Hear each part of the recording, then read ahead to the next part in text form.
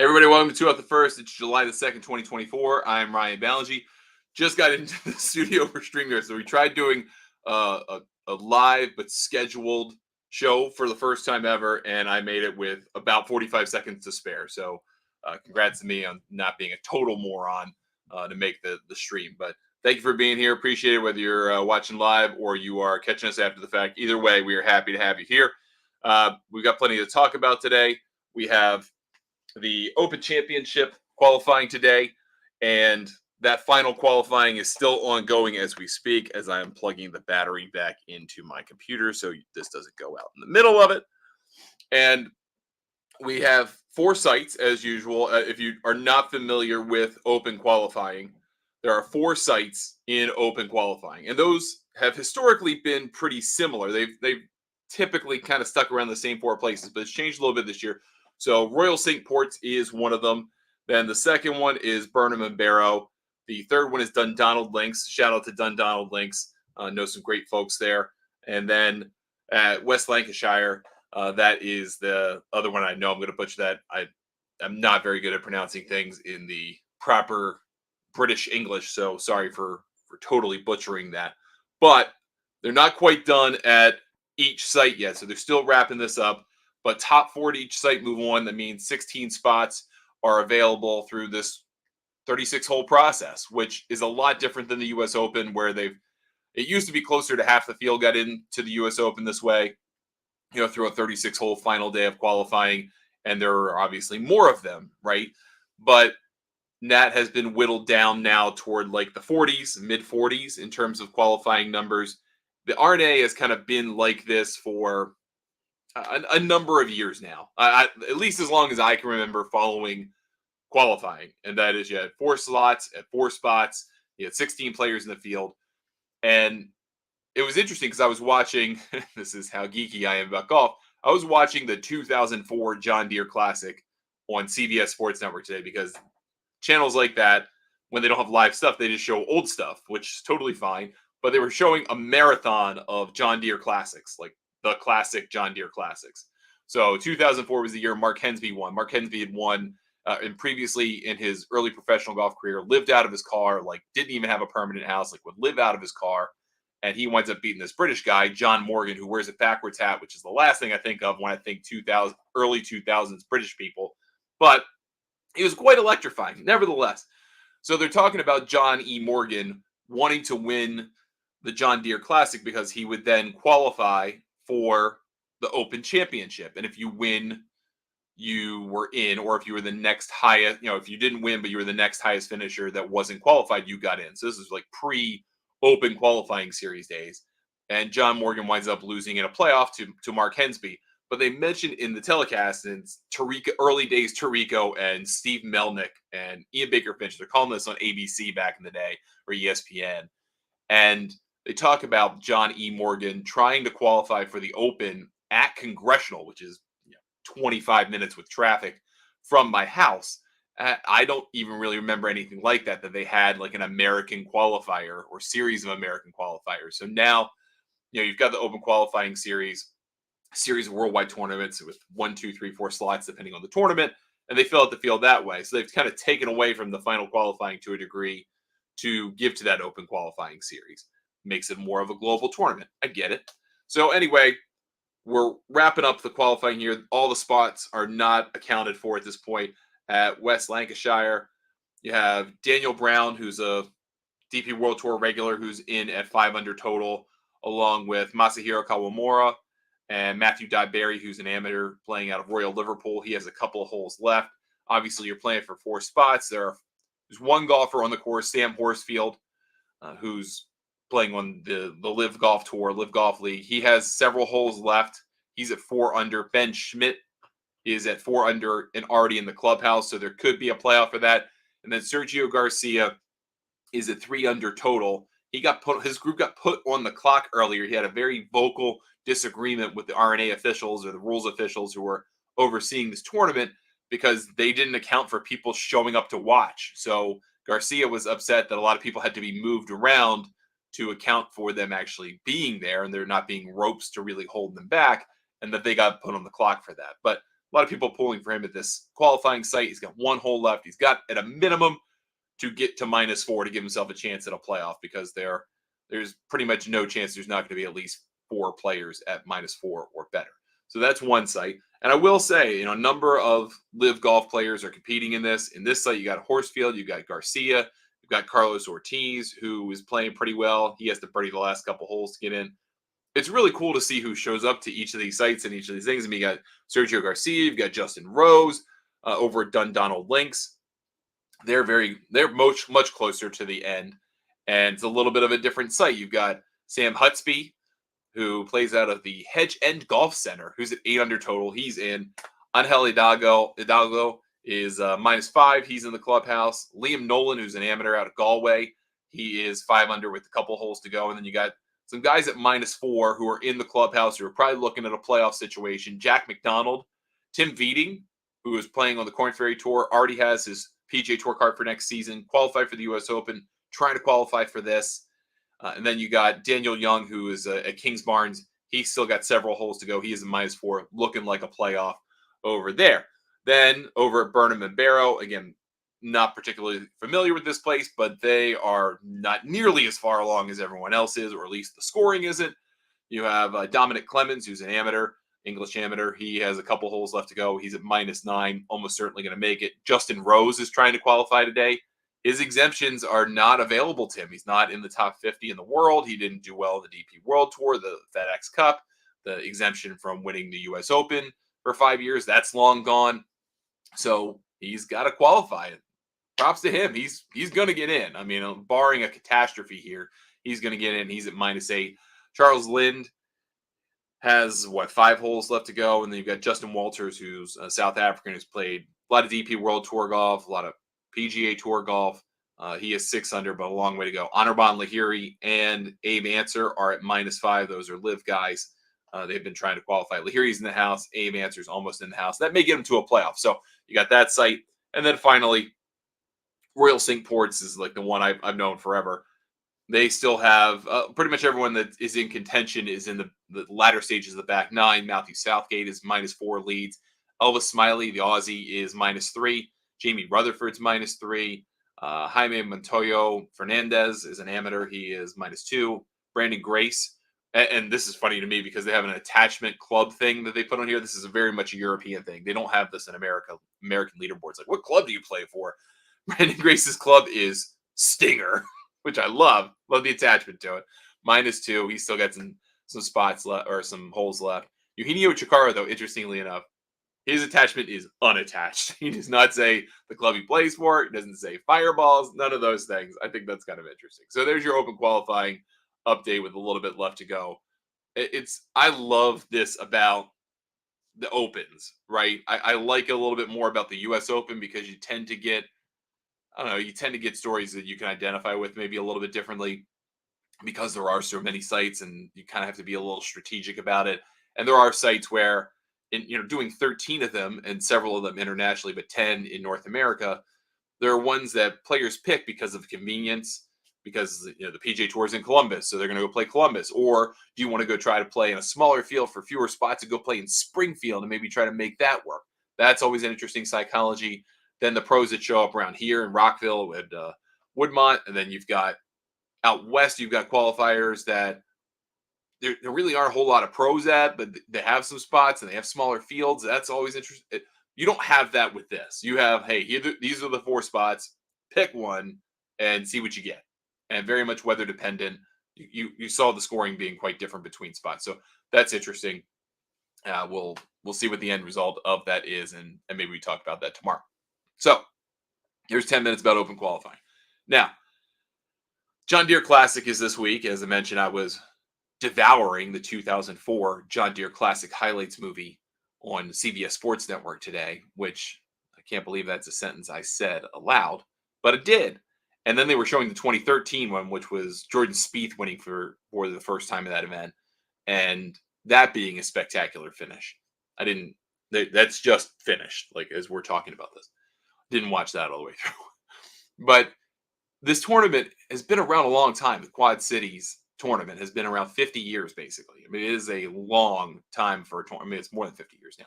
long time running tournament. John Deere has been around forever as the title sponsor of this tournament. And there's kind of been some worry that maybe John Deere won't be around much longer, even though they've signed an extension way into the future, which I think a lot of people probably don't know.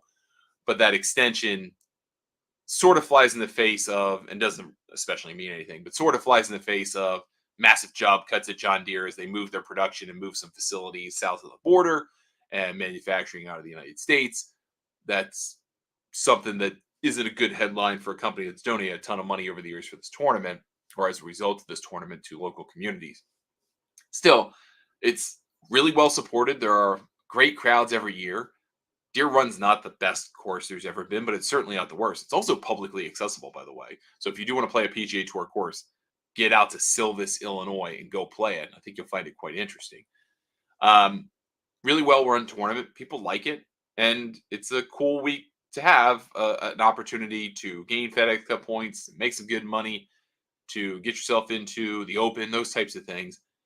Patrick Cantlay was going to be the headliner for the field this week. He had committed to the tournament suspiciously early. Like, what? Why are you saying you're going to play this? Like, what is going on here? Is this your 1-4 kind of thing? Is this the tournament you're adding this year? Are you trying to assure yourself of more points to make sure you're in the top 50? I don't know.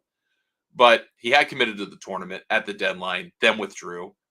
That was announced yesterday. There wasn't originally a reason given. Cantlay comes out in the evening and says he hurt himself while training for the tournament.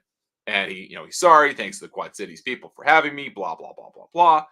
And, I'm not going to question a guy's health or choices. That's up to you. You make your choices. But also at the same time, unless it's some kind of catastrophic problem, a lot of you and me, we have done things on the golf course or hurt ourselves playing golf or the night before playing golf, done stupid stuff, and then gutted it out the next day. And whether that was we drank too much, we hurt our back, something else stupid, whatever it was, and we found a way to play. And a lot of people probably came to this tournament wanting, or are coming to this tournament originally, wanting to see Patrick Cantlay because it's probably one of the few chances they'll get to see him in person without having to travel way out of the way to do it. And now that he's not getting to play, I think that's a real bummer. It'd be great if he just showed up and whacked the ball around in a Pro-Am and a cart. I don't know. It just feels kind of weird and wrong. Be like, hey, here's our headliner for the week. And then he goes, hurt myself, can't play. Don't feel so good. And he may legitimately have an injury. It just doesn't feel right. I don't know. There's got to be some way to kind of have him there and shake hands and kiss babies, even though he is not that kind of politically savvy type guy, wins over fans that way, wins over people by how he plays golf, not with necessarily his personality. Still feels kind of weird. And then you had Cam Davis, who won last week. He pulled out. Taylor Montgomery pulled out. There was one other person, I forget at the moment, pulled out. So all of a sudden, you still have 7 of the world top 50 competing. But you don't have last week's winner. You do have one of last week's runners-up in Aaron Rye competing. You got Davis Thompson in there, played pretty well. And he's been playing pretty well the last couple of times out in June. So what do you make of this week? It is basically on an island. There is no LPGA event. There's no Champions Tour event.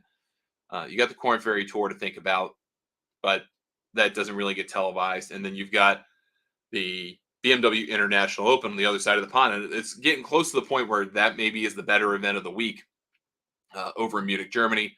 If you've never been, I cannot recommend going to Munich enough, especially if you go to Oktoberfest. Went there last fall. It's kind of a stopover from the Solheim Cup down, up, then down to the Ryder Cup. Cannot recommend it enough. Munich was a really cool city, even without that, but highly recommend. And that golf tournament is also another kind of really well-supported tournament because of the connection to BMW and having just kind of that local support, bringing in BMW ambassador types. And this is a homecoming for Marty Keimer. It's also the DP World Tour goodbye for Bernhard Langer, German hero, obviously, multi-time major winner, bazillion-time senior major winner. And this is his last DP World Tour start this week. He's calling it quits after this year. And he has said, had he not had that pickleball injury blowing out his Achilles, he would have had his last Masters. That's That's next year now. So I have one last Masters. But this is his farewell tour. So he's doing one last DP World Tour start in his home country. I think that's cool. You've got some obviously you've got your DP World Tour regulars, your Bernd Wiesbergers, your Alex Fitzpatricks, those kinds of guys. Danny Willett, Ryan Fox is playing this week. You've got Tristan Lawrence, who's the defending champion. And then you've got some live guys playing. You got Patrick Reed, who I didn't even know was playing the Italian Open last week until I looked at the final leaderboard. You've got Martin Keimer, obviously. I think Lou Oosthuizen's in this, if I remember right. There's one other live guy that I forget at the moment. But you've got a mild field of live players because they don't have a tournament either. Their next one is, I believe, next week for the event that they have at Valderrama in Spain. So that's their precursor to the Open Championship, which feels kind of weird as a setup for the Open, going to play one of the most claustrophobic golf courses in the world as opposed to a links-style golf course, but that's the way the schedule works. So they're trying to play this week just to maybe get some points, maybe get a little payoff, whatever that is to play. And for Keimer, obviously, it's a national homecoming. That's a nice thing for him. And there's Cleeks momentum out there with Richard Bland, and I think the Cleeks finally won. Did they win? I'm pretty sure they won the team thing in the Houston tournament. Not the national tournament, the Houston tournament. So some good things happening for Martin Keimer in his life, and that's nice. And they'll be able to have that this week. But otherwise, it is a pretty barren slate of tournaments. That's really what we've got to work with here. And I do think that's part of it is, hey, it's July 4th weekend, right? There's not a lot of attention paid to sports outside of the Nathan's hot dog eating contest during this week of the year. And even that I'm not going to watch because the scumbags who run that thing are keeping Joey Chestnut out because he wants to promote Impossible meat or whatever. Like, who cares? Let him eat. He eats all kinds of junk all day long, like it is his job, because it is his job. Let the poor man eat some freaking hot dogs. He saved your contest last year, like literally barnstormed out. Was like, we're having the hot dog eating contest. Rolled up on stage, kicked some ass, waved the flag, and now you're telling him you can't do it. It's unbelievable how you would shoot yourself in the foot between Kobayashi and Joey Chestnut, like the best people who have ever eaten food en masse, and you just don't want them at your contest. It's unbelievable to me.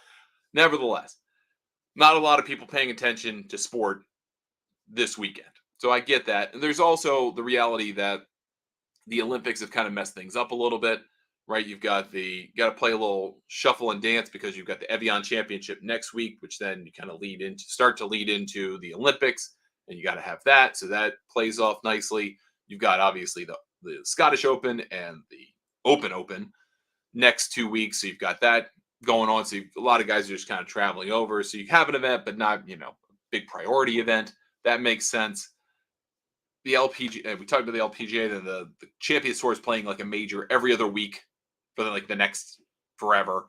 So it's a weird time of the year in schedule. This is kind of one of those bottlenecks I feel like golf needs to get better at, is this basically in the month of July. I mean, the Open is great. Love the Open. But everything around it is very weird. And from what I can tell, and I think this was Josh Carpenter at Sports Business Journal for the reporting on this, but he cobbled together the dates of the PGA Tour schedule from January through June of next year, and it looks like basically nothing is different. And so hopefully they figure out a way to make July better in some fashion. And I realize having to go overseas and come back messes with things. But if you're going to do this, then make part of the DP World Tour schedule, co-sanction, do it for the whole month of July, have the Scottish Open, the Irish Open, and the Open, and then have one kind of semi-clunker in there just to give people a break. And let them play. Let's have some fun with this. Like, this is what we've been talking about with the changes that can supposedly come with strategic sports group investment and having a kind of mismatch of DP World Tour assets and live assets and PGA Tour and private equity. Put it all together, have a European stretch, call it the UK stretch, I don't care, whatever you call it, but that's got to be July. And no offense to the Deere or the 3M Open or anything like that, that needs to kind of be unto itself. And those can be considered oppo events. I don't know, but July needs to be better. It is a total mess in July in golf, and people just kind of shrug their shoulders and go, "What's on?" And you go, "I don't know," and hope. So hopefully we get that a little bit better. Hopefully we get that more right than we've been doing. And there has been interesting talk out about there being fewer PGA Tour cards, moving a number of PGA Tour events to Corn Ferry Tour status, which sounds very strange to me. It sounds like antithetical to what the PGA Tour has done for 60 years, but that is a possibility. And then trying to kind of figure out basically a different tier structure, which if you read my article from sometime in 2021 or 2022, I think, like rejiggering the PGA Tour schedule and having like the top tour, then the PGA Tour, or be as it is currently constructed, be the secondary tour, then the Corn Ferry Tour. They're basically going in that direction. It's weirdly prophetic. I did not expect that at the time, but they've pretty much implemented everything I said they should implement. So there's that. But if you could really fix July, I don't really care what else you change. Fix July, that would be lovely and appreciated. Okay. We have a new RNA head. We'll talk about that tomorrow. It's a administrative thing. Guy's 45 years old with 2 kids. Hey, that's cool. He can be in this job for as long as he wants. It's nice to have a younger voice in the room. We want more younger voices in the room. Mike Wan's youngish. You've got this new guy at the RNA. You're going to have a new head, new CEO of the PGA of America after Seth Wall stepping aside. Seth Wall was a lovely man, still is a lovely man. He's not dead. He's a lovely man, but maybe getting a little bit younger blood in there is a good thing. And let's see if we can't kind of churn some things out here, churn out some interesting and new ideas. We don't need to talk about the administrative stuff because that we have 30 seconds to talk about that, and then we're done on that topic. So there's your 30 seconds on RNA administration changes. All right. That's going to do it for us today on the show. Thank you so much for spending some time with me. I appreciate it. If anyone says something or does something stupid, we'll talk about it tomorrow. But the odds are we will have no live stream tomorrow. And no, we typically are trying to do these Monday, Tuesday, Wednesday. But I'm going to be in the car around 10 a.m., taking a 10-hour drive down to Tennessee, see some family over 4th of July weekend. We've done it for a number of years. We're going to roast a pig like we've done every year, which is awesome. Love doing that. Get in the pool, have some fun, drink a lot of liquor, and that's what we're planning to do. So live stream may not happen tomorrow. If it doesn't, then we'll try to record a show, and then we'll do voice only versions Thursday and Friday as we typically do.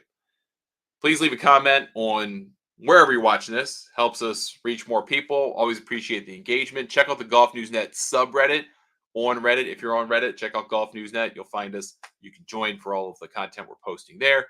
Follow me on Twitter, Threads, X, Instagram, and Blue Sky at Ryan Ballingy. Golf News Net is the handle for all of those services for the Golf News Net main handle. I'm back with another show very soon, probably tomorrow. Thanks so much for spending some time with us, and we'll catch you next time. And 2 off the first. Have a great day, everybody.